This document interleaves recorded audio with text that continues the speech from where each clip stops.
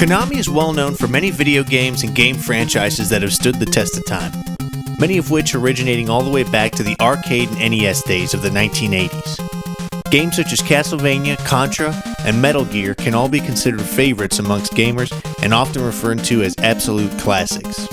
However, today, I wanted to shed some light on a game that often gets too little attention or recognition, and that game is Russian Attack for the NES.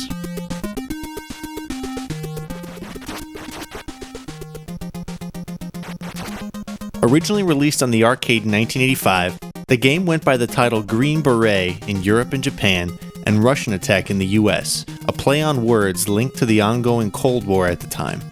The game is a 2D side-scrolling game similar to Contra and Castlevania, with the player tasked with rescuing prisoners of war from an enemy encampment. The fast-paced action, military setting, and fun weapon upgrades, and old-school challenge are at the core of the game.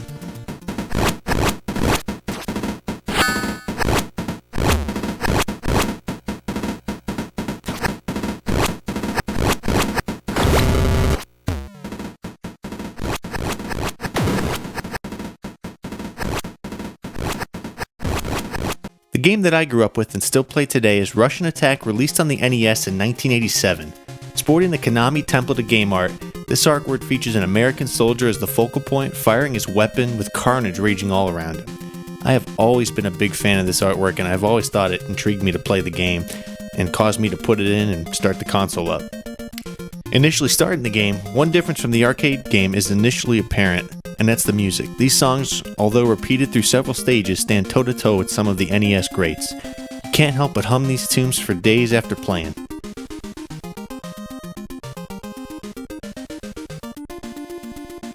In addition, the NES controller worked out to be a pretty great adaptation from the arcade machine. The B button functions as the knife attack, and upon gaining a weapon, you're able to shoot it with A.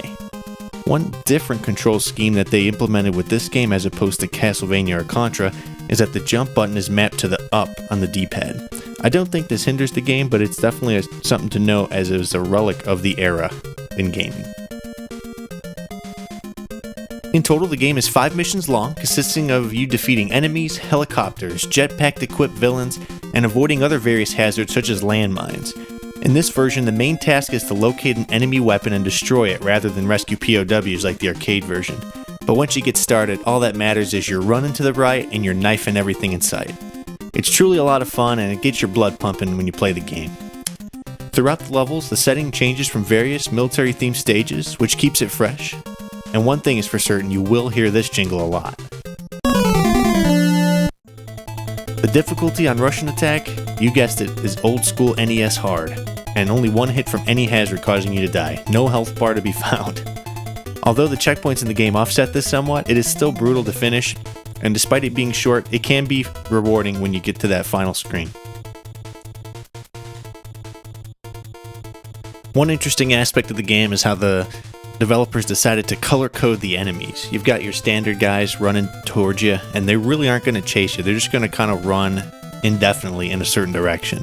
And then you've got your red guys where they're going to jump at you, and you're going to have to jump to actually counter their kick move. Finally, there's like I call them the officers, but they're usually yellow and they carry a weapon, and they will follow you up and down ladders, so it does add to the challenge of the game.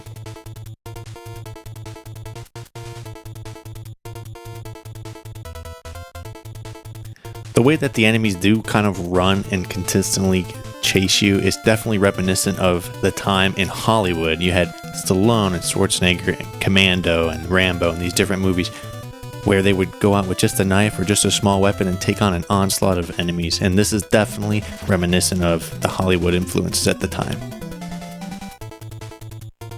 Not much came of the series after the NES debut. It was re-released on a few platforms because the NES version remains the most recognizable game in the Russian Attack series. One notable follow-up was the reboot on Xbox Live Arcade.